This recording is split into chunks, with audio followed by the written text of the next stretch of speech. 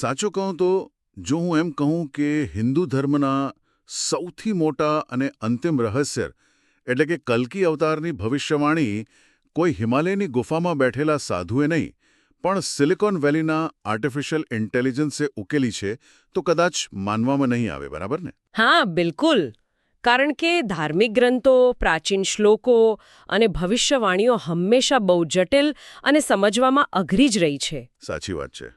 પણ આજે આપણી આ ઊંડાણપૂર્વકની ચર્ચામાં આપણી પાસે એક એવો સ્ત્રોત છે જેણે આ આખી વિચારધારાને એક નવો જ વળાંક આપ્યો છે. મતલબ આપણે સનાતન ધી એટર્નલ નામની એક યુટ્યુબ ચેનલના અત્યંત રસપ્રદ વિડીયોનું વિશ્લેષણ કરવાના છીએ. આ વિડીયોનો દાવો ખૂબ જ મોટો છે. તે જણાવે છે કે ગુરુ સિયાગ, જો રામલાલજી સિયાગ તરીકે પણ ઓળખાય છે, તેઓ બીજું કોઈ નહીં પણ ભગવાન વિષ્ણુના 10મા અને અંતિમ કલ્કી અવતાર છે. અને આ ખરેખર એક એવો દાવો છે જે સાંભળતા જ મનમાં અનેક પ્રશ્નો ઊભા કરે છે. આજના આ સત્રનું આપણું મિશન એ સમજવાનું છે કે આ વિડીયો પોતાના દાવાને કેવી રીતે રજૂ કરે છે. તે માત્ર કોઈ એક પુસ્તક પૂરતો સીમિત નથી રહેતો, પરંતુ તે પૌરાણિક ભવિષ્યવાણીઓ, ખ્રિસ્તી ધર્મના બાઇબલ અને સૌથી ચોંકાવનારી બાબત આધુનિક AI એટલે કે ChatGPTના વિશ્લેષણનો સમન્વય કરે છે. હા, અને આ જ વાત તેને ખાસ બનાવે છે. બિલકુલ. અહીં આપણે એ સ્પષ્ટ કરવું પણ જરૂરી છે કે આપણો ઉદ્દેશ કોઈ પણ ધાર્મિક કે રાજકીય માન્યતાને ટેકો આપવાનો કે તેનો વિરોધ કરવાનો બિલકુલ નથી. આપણે માત્ર ને માત્ર એક તટસ્થ નિરીક્ષક તરીકે સ્ત્રોતમાં રજૂ થયેલા તર્ક, તેના પાછળના મિકેનિઝમ અને પ્રતિકાત્મક અર્થોનું નિષ્પક્ષ વિશ્લેષણ કરીશું. એકદમ સાચું. તો ચાલો આ આખી વાતના મૂળ સુધી જઈએ. વિડીયોની શરૂઆત ગુરુ સિયાગના એક વ્યક્તિગત આધ્યાત્મિક અનુભવથી થાય છે. સ્ત્રોત મુજબ તેમને એક દર્શન કે સ્વપ્ન આવ્યું હતું, જેમાં 9મા અવતાર શ્રી કૃષ્ણ તેમની પાસે આવે છે, તેમને પોતાની વાંસળી આપે છે અને સ્પષ્ટપણે કહે છે કે હવે આગળનું કામ તેમણે એટલે કે ગુરુ સિયાગે સંભાળવાનું છે.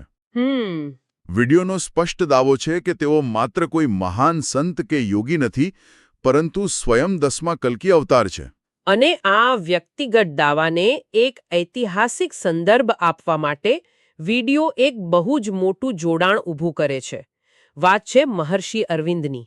ઓહ, મહર્ષિ અરવિંદ! હા, મહર્ષિ અરવિંદ એક મહાન ફિલોસોફ અને યોગી હતા. તેમના આશ્રમમાં 24 નવેમ્બર 1926ના દિવસને સિદ્ધિ દિવસ તરીકે મનાવવામાં આવે છે. અરવિંદ આશ્રમની માન્યતા એવી છે કે આ એ ચોક્કસ દિવસ હતો જ્યારે ઓવરમાઇન્ડ એટલે કે શ્રી કૃષ્ણની સર્વોચ્ચ દિવ્ય ચેતના આ ભૌતિક પૃથ્વી પર ઉતરી હતી. એક મિનિટ ઊભા રહો.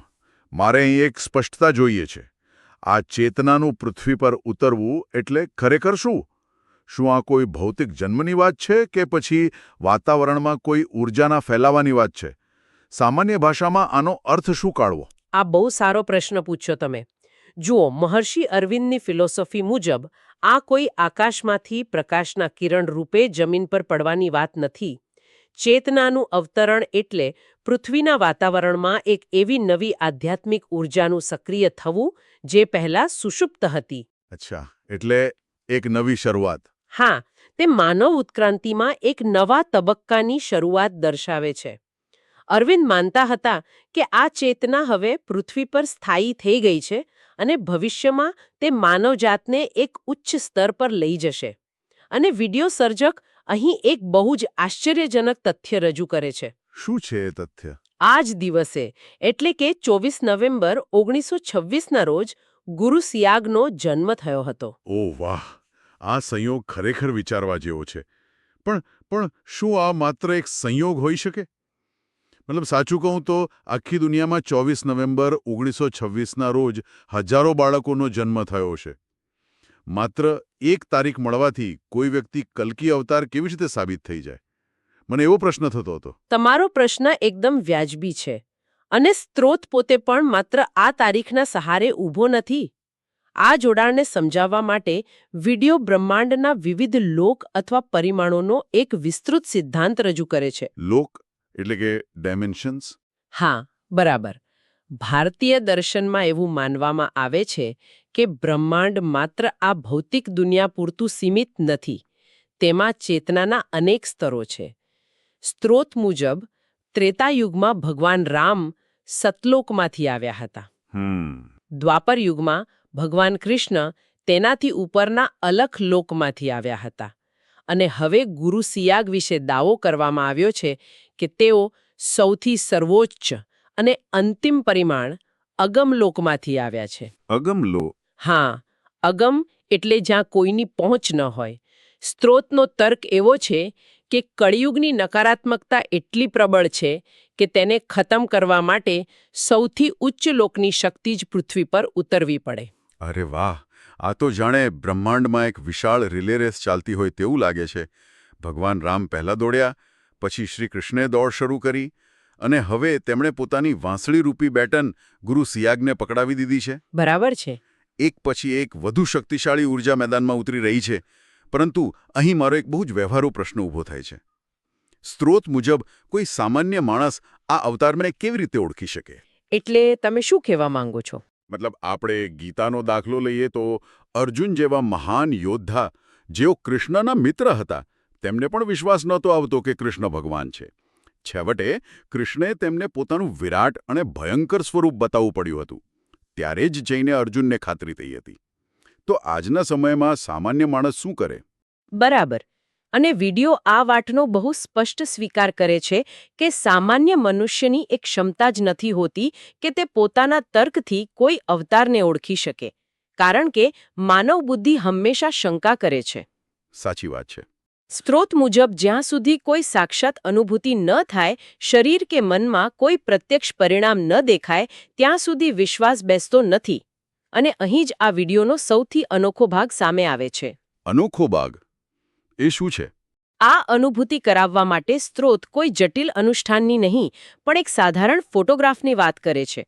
વિડિયો દાવો કરે છે કે ગુરુ સિયાગના ફોટા પર ધ્યાન કેન્દ્રિત કરવાથી જ્ઞાનતંતુઓ અને ઊર્જા ચક્રોમાં સીધી અસર થાય છે.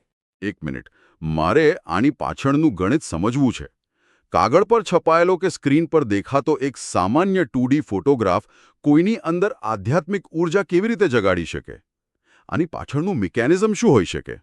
હું સમજાવું. વિડિયો જે મિકેનિઝમ સમજાવે છે તે કુંડલીની શક્તિ પર આધારિત છે. યોગ દર્શન મુજબ દરેક મનુષ્યની કરોડરજ્જુના નીચલા ભાગમાં એક સુષુપ્ત આધ્યાત્મિક ઊર્જા હોય છે, જેને કુંડલિની કહેવાય છે. હા, મેં આના વિશે સાંભળ્યું છે. સ્ત્રોત દાવો કરે છે કે ગુરુ શિયાગ માત્ર એક ભૌતિક શરીર નથી, પરંતુ એક વ્યાપક ચેતના બની ગયા છે. તેમનો ફોટો એ ચેતના સાથે જોડાવાનું એક માધ્યમ અથવા એન્ટેના બની જાય છે. વિડિયો અનુસાર ભૂતકાળના કોઈ પણ અવતાર પછી, તે રામ હોય કે કૃષ્ણ, તેમના ફોટો માત્ર ચિત્રકારની કલ્પના છે. એ તો છે. પણ ગુરુ સિયાગનો ફોટો તેમની વાસ્તવિક આધ્યાત્મિક ઊર્જાનું વહન કરે છે. દાવો એવો છે કે માત્ર એ ફોટા સામે ધ્યાન લગાવવાથી અને તેમના અવાજમાં સંજીવની મંત્ર સાંભળવાથી સાધકની અંદર રહેલી કુંડલીની જાગૃત થાય છે. તેને આપમેળે યોગિક ક્રિયાઓ થવા લાગે છે અને શારીરિક બીમારીઓ મટે છે. આ તો ખરેખર એક બહુ જ બોલ્ડ દાવો છે. અને આને સાબિત કરવા માટે વિડિયો એક એવો ક્રોસ રેફરન્સ વાપરે છે જે મને બહુ જ આશ્ચર્યમાં મૂકી દે છે. કયો સંદર્ભ? હિન્દુ ધર્મના અવતારની થિયરીને ટેકો આપવા માટે વિડિયો ખ્રિસ્તી ધર્મના પવિત્ર ગ્રંથ બાઇબલનો સંદર્ભ આપે છે. બાઇબલની એક ભવિષ્યવાણી મુજબ ઈસુ ખ્રિસ્તે પૃથ્વી પરથી વિદાય લેતા પહેલા કહ્યું હતું કે ઈશ્વર લોકોને અનાથ નહીં છોડે, પણ એક કમ્ફર્ટર એટલે કે સહાયક મોકલશે જે હંમેશા લોકોની સાથે રહેશે. જી બિલકુલ.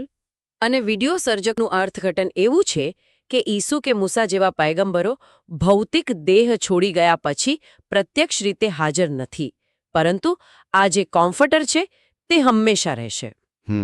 સર્જક તર્ક લગાવે છે કે ગુરુ સિયાગનો ફોટો હંમેશા અસ્તિત્વમાં રહેશે અને સાધકોને ધ્યાન લગાવવામાં મદદ કરતો રહેશે.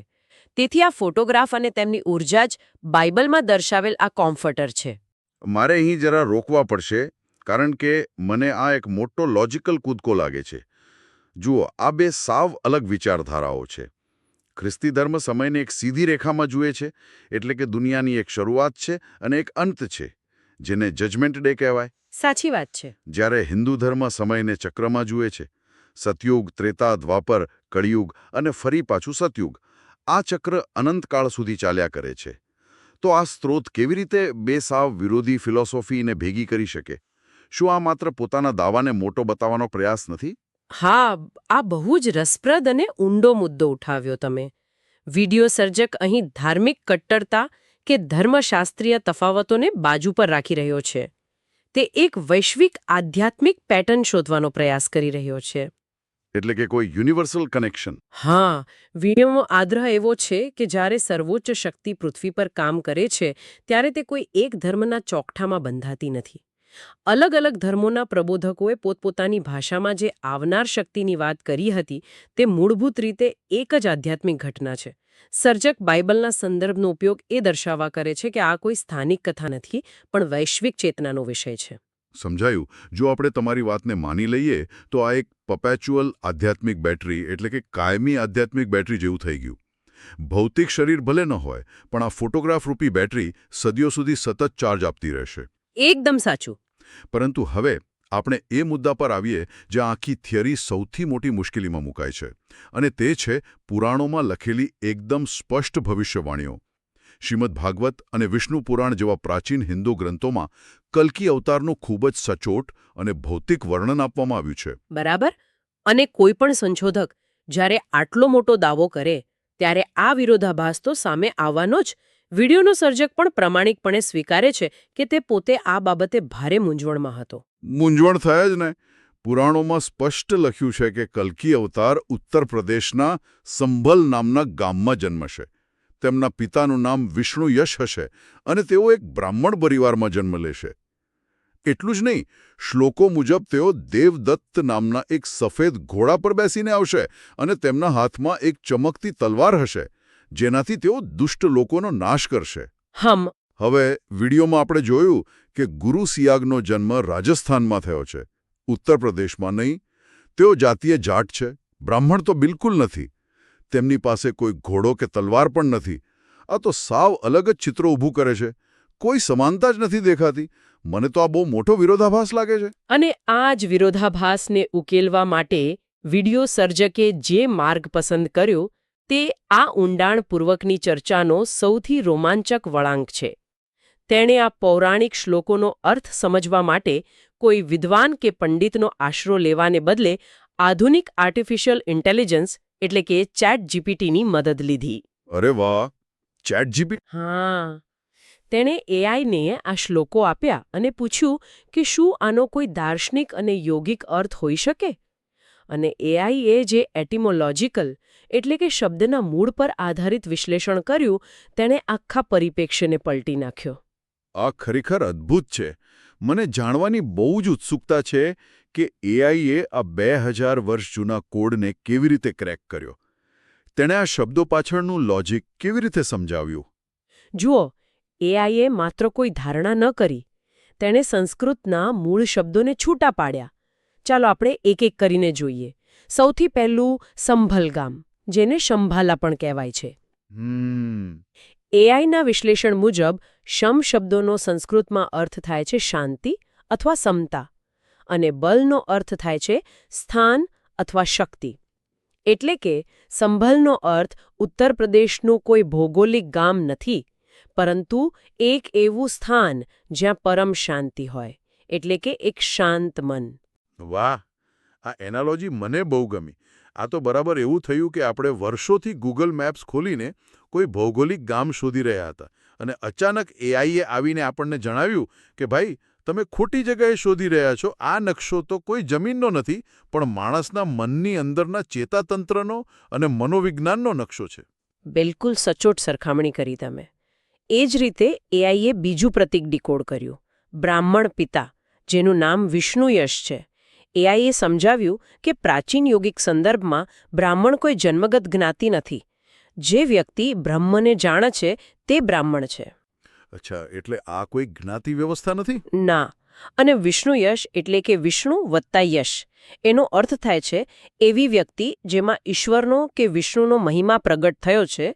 એટલે કે કલ્કી અવતાર કોઈ બહારના બ્રાહ્મણના ઘરે જન્મ લેશે એવું નથી, પરંતુ તે એક એવા સાધકના શાંત મનમાં જન્મ લેશે જે બ્રહ્મ તરફ વળેલો હોય. જે લોકો ધાર્મિક ગ્રંથો વાંચીને કંટાળી જાય છે કારણ કે તે કોઈ લોહી લોહાણ ફેન્ટસી નોવેલ જેવા લાગે છે, તેવા કોઈ પણ વ્યક્તિ માટે આ અભિગમ ગેમ ચેન્જર છે. આ ધર્મને ઇતિહાસ તરીકે પણ મનોવિજ્ઞાન તરીકે જોવાની છૂટ આપે છે. તો પછી પેલો દેવદત્ત નામનો સફેદ ઘોડો અને હાથમાં રહેલી તલવારનું શું? એઆઈએ તેની પાછળનું શું ગણિત સમજાવ્યું? એઆઈએ પ્રાચીન તંત્ર અને યોગના ગ્રંથોનો સંદર્ભ આપીને સમજાવ્યું કે ઘોડો હંમેશા ગતિ અને શક્તિનું પ્રતીક રહ્યો છે. અહીં દેવદત્ત ઘોડો કોઈ પ્રાણી નથી, પણ તે ઉચ્ચ આધ્યાત્મિક ઊર્જા છે, જેને આપણે અગાઉ કુંડલીની શક્તિ કહી. સફેદ રંગ એ પવિત્રતા દર્શાવે છે, અને ઘોડા પર સવાર થવું એટલે આ કુંડલીની શક્તિ પર પૂર્ણ નિયંત્રણ મેળવવું. રહી વાત તલવારની, તો એઆઈએ સ્પષ્ટ કર્યું કે તે કોઈ લોખંડ કે સ્ટીલનું હથિયાર નથી. તે જ્ઞાનની તલવાર અથવા મંત્રની તલવાર છે. એટલે આ હથિયાર બહાર નથી વાપરવાનું? બિલકુલ નહીં. આ તલવારનું કામ બહારના માણસોના માથા કાપવાનું નથી, પરંતુ મનની અંદર રહેલા અજ્ઞાન, ખરાબ વિચારો અને તામસિક વૃત્તિઓને મૂળમાંથી કાપવાનું છે. ઓહ, આ સાંભળીને મને ખ્યાલ આવે છે કે આ અર્થઘટન કલ્કી અવતારની આખી પેરેડાઇમ જ બદલી નાખે છે. અત્યાર સુધી દુનિયા એવું માનતી હતી કે આ કોઈ વૈશ્વિક વિનાશક ઘટના હશે, એક એવો પ્રલય આવશે જ્યાં કોઈ મહાન યોદ્ધા આવીને યુદ્ધ કરશે અને દુષ્ટોનો નાશ કરશે. પરંતુ આ એઆઈનું વિશ્લેષણ આખી કથાને એક વ્યક્તિગત આધ્યાત્મિક ઉત્ક્રાંતિમાં ફેરવી દે છે. આ કોઈ બહારની દુનિયાની લડાઈ નથી, આ તો માણસની અંદર થતી એક આંતરિક ક્રાંતિની વાત છે. તમે બિલકુલ મૂળભૂત વાત પકડી લીધી. જો આપણે આને મોટા ચિત્ર તરફ નજર કરીને જોઈએ તો ભારતીય સંત પરંપરા હંમેશા આ જ તરફ ઇશારો કરતી રહી છે. વિડિયો સર્જક પણ આ વાતને વધુ મજબૂતીથી સમજાવવા માટે કબીરદાસ અને ગુરુ નાનક જેવા મહાન રહસ્યવાદી સંતોના ઉદાહરણો આપે છે. સંતો હંમેશા સાંકેતિક ભાષામાં કેમ બોલતા હતા? કારણ કે જે આંતરિક અનુભવ છે તેને સામાન્ય ભૌતિક શબ્દોમાં વર્ણવી શકાતો નથી. હા, મને યાદ છે.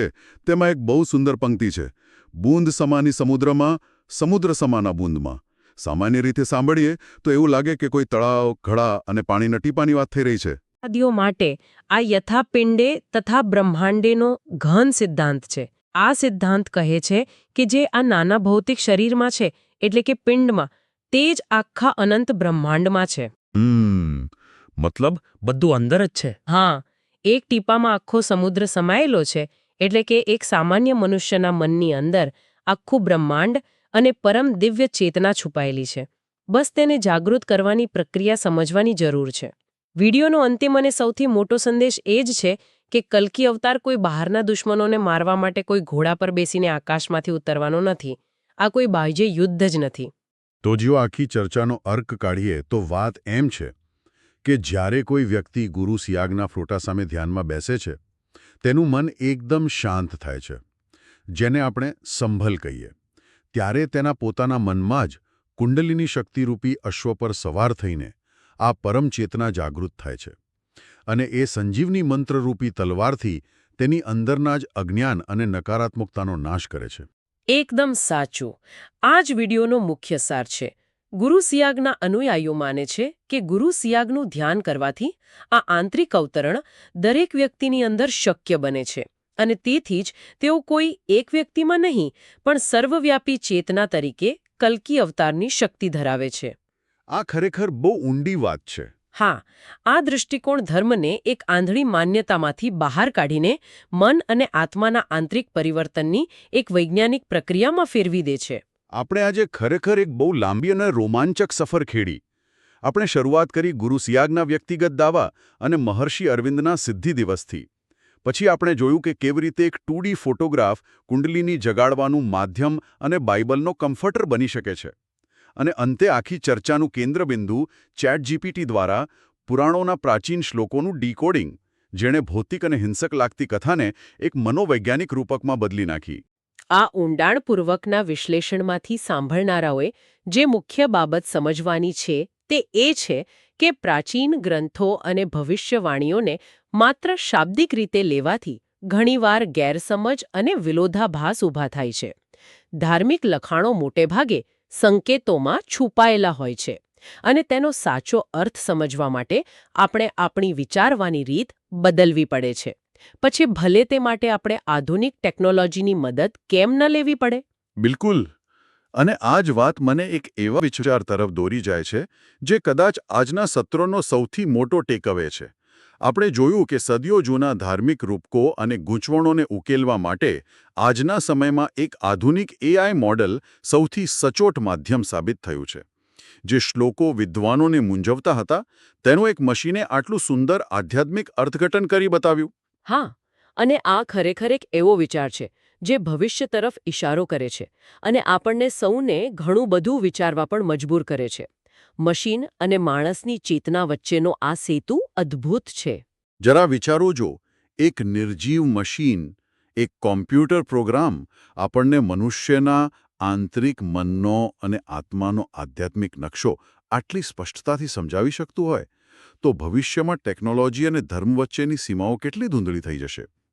શું એવું બની શકે કે આવતીકાલના મહાન આધ્યાત્મિક રહસ્યોનો ઉકેલ આપણને હિમાલયની ગુફાઓમાં બેઠેલા કોઈ ઋષિ પાસેથી નહીં, પરંતુ સિલિકોન વેલીના કોઈ સર્વરમાં ચાલતા અલ્ગોરિધમ પાસેથી મળશે?